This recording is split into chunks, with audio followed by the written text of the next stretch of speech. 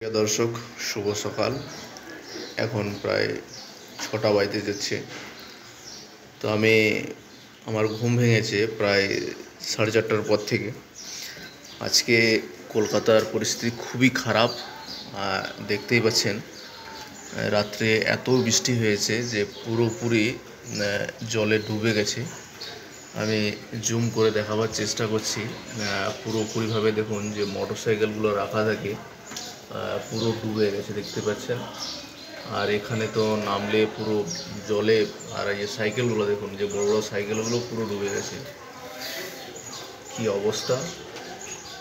পুরোপুরিভাবে মানে জল বেড়েই যাচ্ছে। তো আমি আবার দেখাচ্ছি। আমি নেমেছি, দেখুন আমার কি বলা যায়, হাঁটুর উপরে জল, এই মেঝে।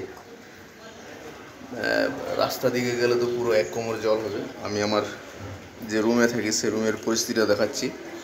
কি অবস্থা দেখুন! মানে এত বড় মানে বন্যা যেটা বলা যায়,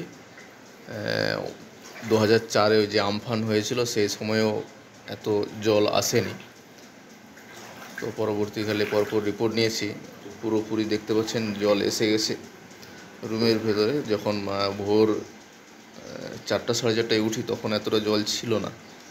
আস্তে আস্তে আস্তে আস্তে জল বাড়ছে। খুব খারাপ পরিস্থিতি দেখতে পাচ্ছেন। মানে বাথরুম সব ডুবে একাকার হয়ে গেছে। কি অবস্থা!